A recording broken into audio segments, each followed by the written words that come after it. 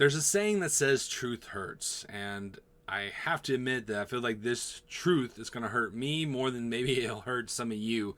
But maybe we'll just all hurt together, because there is news that's came out today while I was coming home from work that Warner Brothers has shut down 3 of their studios, which was Monolith, Player First Games, and their Warner Brothers San Diego studio. That, from everything I could look into, was like a new thing that they were starting up. I don't even think that we even knew exactly what they were exactly working on.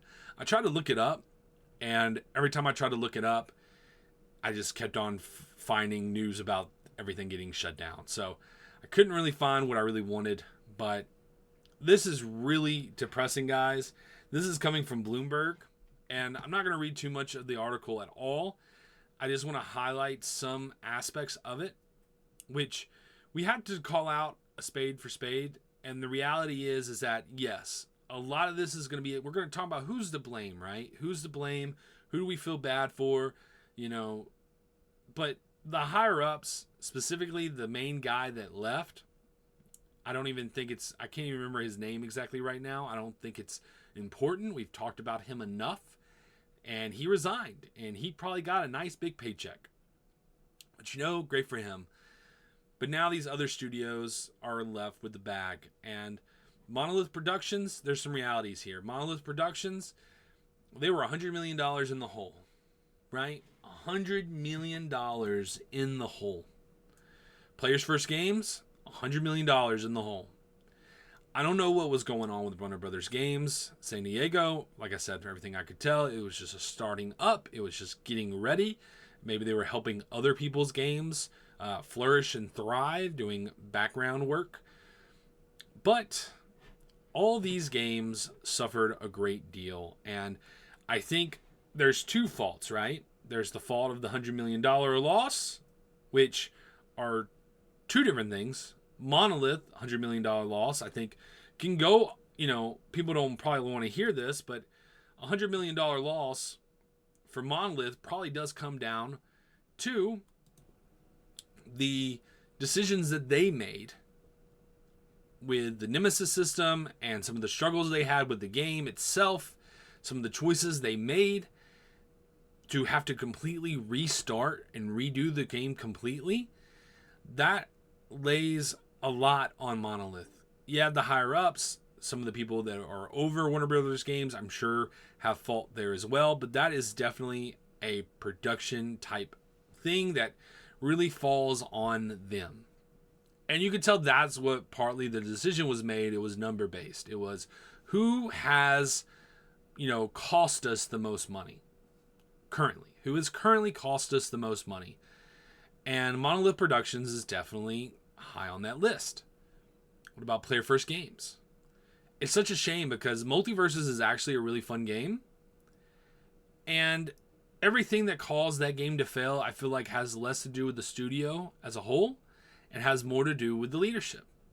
And the decision to make it a live service game, besides just making it a beautiful game where you could have DLC at the end, where people could buy the DLC and earn costumes in the game, all those things without having to, pay for things.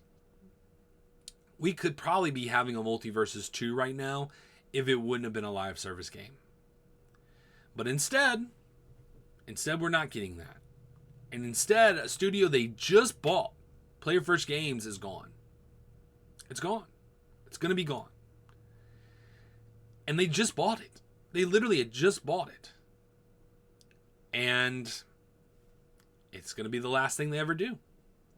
Which I have to say, if you're a studio and, you get offered by Sony, Xbox, some of these big companies like Warner Brothers Games or Ubisoft, EA, you may need to second guess your decision to sell your company to them. Because once you sell it, you have no control over what they do. And I know having, as a business owner, to have that security, that financial security, that no matter if your studio fails or thrives, you're going to do fine. I know that's nice in theory, but clearly these people do not know anything about making games. And they will purchase you, and they will use you, and they'll contradict your ambitions and your goals as a studio. And when everything fails around them because of their decisions, they will leave you out to dry. They'll leave you out to dry. And then there will be nothing you can do to stop that because you made that decision. Now, licensing is a totally different conversation. Licensing to work with DC or something, I think is a good idea, and I think it's going to be happening. Clearly now it's going to have to. Guys, you realize how many Marvel games we're going to be getting while we're getting nothing from DC? Especially with Wonder Woman being gone. We already knew we weren't going to be seeing Wonder Woman for quite a while. But we're not going to be, if we're lucky, we have Injustice 3 coming our way, and we just don't know. And we have maybe a DC Lego game from TT Games. Maybe that. But that's it. That's all we got. That's all we got heading our way right now. We're not going to be seeing anything else for the foreseeable future. And if we're not getting those games right now, if TT Games is working on some other franchise Lego game, and we're not getting an Injustice 3, NetherRealm is working on a brand new type of fighting game that has nothing to do with DC, then it's going to be years, guys. It's going to be years before we see anything new from DC. And that's a bummer. We're talking 5 years, guys. 5 years. I'm 30. I don't know if I want to give away my age. I am in my early 30s, okay? Okay, I'm in my early 30s, okay?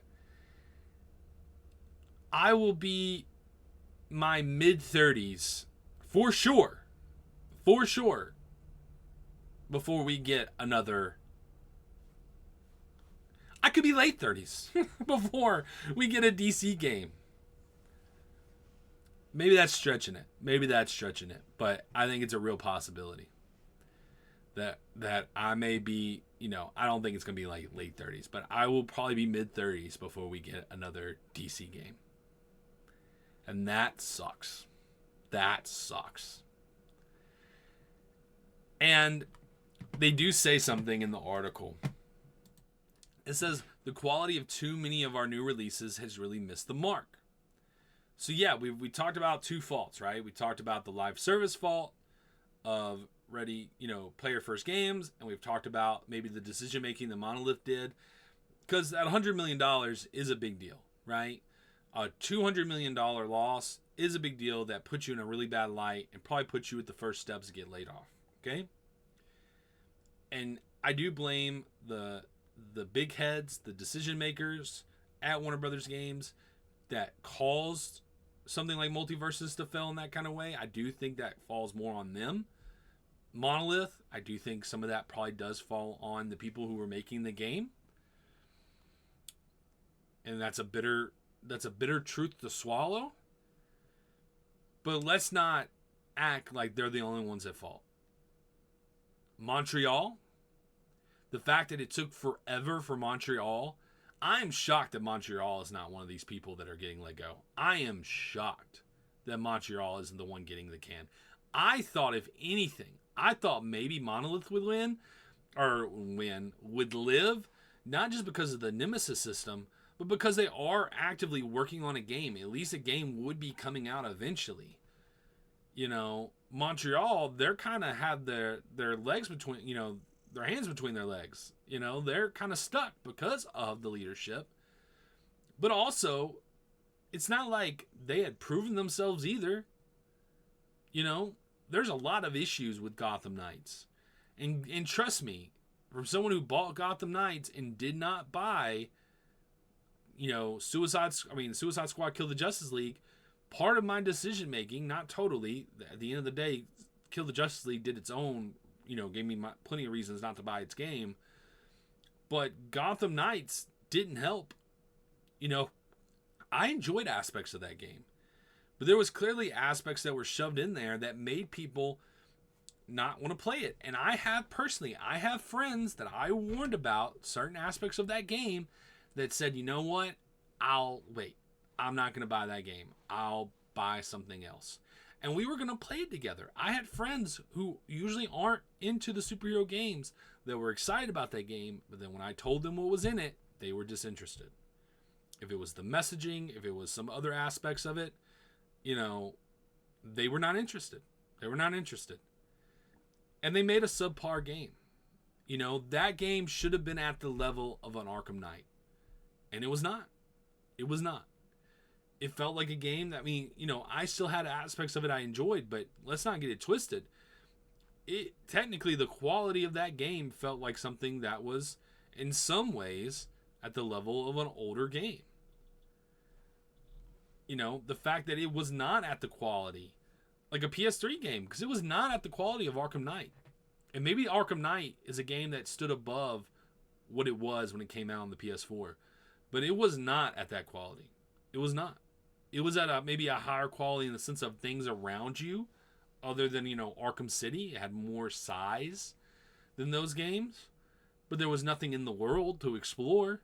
There was no surprises. There was no new characters. And you could tell that the writers had just the basic knowledge that they wanted to have. Throwing away, for example, 30 years of Robin history for personal choices. That was their fault. And the fact that they didn't make a good game led to people not really being interested in other games that Warner Brothers came out with. Like Suicide Squad Kill the Justice League. Which, let's not get it twisted there either. They failed just as much with their decision making as well. And because they were trying to force live service down your throat, because they were making decisions with that game that was insulting to the fan base, because of some of the political things they put in there. And I'll just leave it at that, because it's reality. It is reality that people didn't play that game because of those reasons, because they were shoving it down people's throats. That is a reality of why people didn't play that game. No matter what people want to say, that is a true reality. Because the people they chose to work with, the decisions of the characters they chose instead of other characters. And that game failed. And the only thing that's keeping Rocksteady alive, and let's be fair here, the only thing that's keeping Rocksteady alive is because of what it's made in the past. And all the people that made those games aren't there no more. They're not there. But they're going to get to live while these other games suffer. Or these other studios suffer. And that's a bummer too. Because maybe this new bred company, this company that just started, maybe Player First Games really could have made a really incredible Batman game. It's possible. Maybe they could have. Maybe they could have made a really interesting Harry Potter game, or this kind of game, or that kind of game, and we're never going to know now. We're never going to know. Because of the choices they made. Because of other games failing. Because guess what? If Suicide Squad Kill the Justice League was a success, we wouldn't be seeing this right now. We wouldn't be having this conversation. If Gotham Knights was a huge success, we wouldn't be having this conversation. But they weren't. They weren't. And that's sad. That's a bummer. The fact that you were trying to even do the Quidditch Champions, instead of having Quidditch in the Harry Potter game that was successful, you decided to keep that from the successful Harry Potter game so you could make this super competitive, live service game to an audience that doesn't care about that stuff. I bet you anybody that played Hogwarts Legacy, they're playing that game to escape reality. Okay? They're not playing that game so they could be, calling each other, their buddies out and calling each other names, okay? Like they're playing like a Call of Duty, group chat, okay? They're not the same player base. It's not. You're attracting a totally different audience, and that audience wasn't interested in your game, which is a bummer, because I actually heard that game was pretty good. But again, live service games are the death of these video games. You got to be something special. And it just wasn't it for this. And that's such a bummer. But anyway, guys, I think I've ranted enough. It just hurts. It just hurts. And yeah, I don't think there's anything in this article really worth calling out for or talking about. You know, they talk about how it wasn't a reflection of the teams and the talent that consists within them. It is somewhat a reflection. I don't care what you say. It is partly a reflection of that. You're just being nice. But not all the way. The huge reflection, the big warning sign of failure was definitely at the top. For hiring someone to lead your company who doesn't even care about video games in the first place. That was the biggest failing nail in the head. Forcing live service down these companies' throats. And now they're punished for it. That's a bummer.